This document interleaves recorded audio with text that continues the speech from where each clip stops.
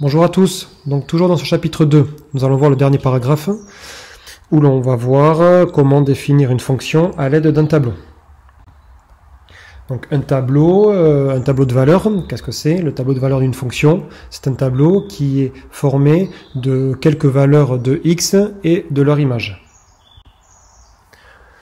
À partir de ce tableau-là, si on a quelques valeurs de x ainsi que leur image, on peut alors faire correspondre des points de coordonnées x, f de x, et à partir de ces points-là, que l'on va placer dans un repère, si on en connaît suffisamment, on va pouvoir les relier à la main, afin d'obtenir la représentation graphique de cette fonction.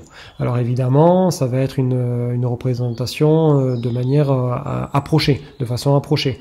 On ne va pas être très précis. Nous allons voir dans un exemple comment utiliser le tableau d'une fonction, comment traduire ce tableau-là. Alors, on va prendre un exemple concret. Il y a un coureur qui a réalisé une course sur une longue distance.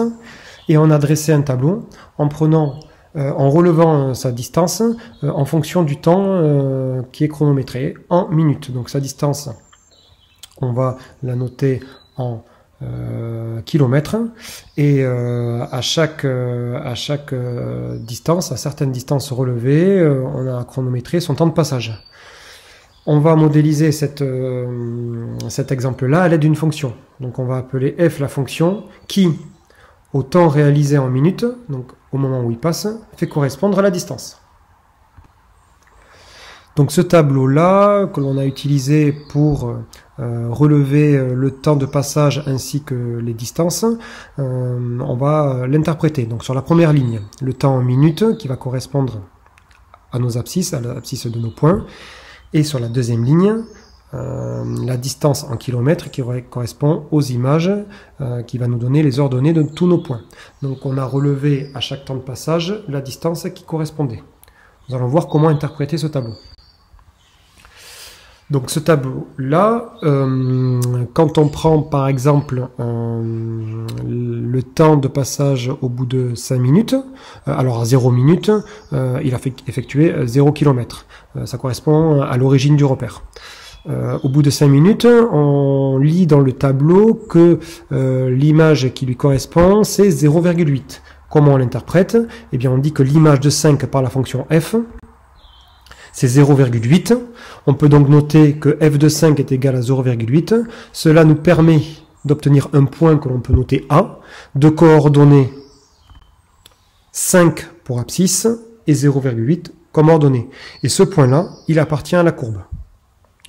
Si on interprète ce résultat-là, on peut dire qu'en 5 minutes, le coureur a parcouru 800 mètres.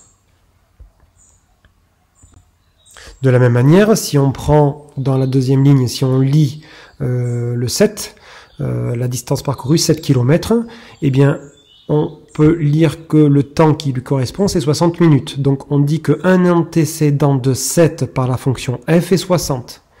On dit donc que f de 60 est égal à 7. Le point qui correspond donc à cette abscisse et cette ordonnée-là, c'est le point B, que l'on appelle B. Et on note ses coordonnées 60 pour abscisse, l'antécédent, et 7, l'image qui correspond à l'ordonnée. Et ce point-là appartient également à la courbe qui représente la fonction f. En interprétant ce résultat-là, ces coordonnées, on peut dire que le coureur a parcouru 7 km en 60 minutes. Donc là, nous avons pu déterminer 2 points que l'on a extraits à partir du tableau, le tableau de valeurs. On ne peut pas tracer de suite la courbe, il faudrait avoir plusieurs points, un certain nombre de points, mais 2 points ne suffisent pas pour tracer une courbe.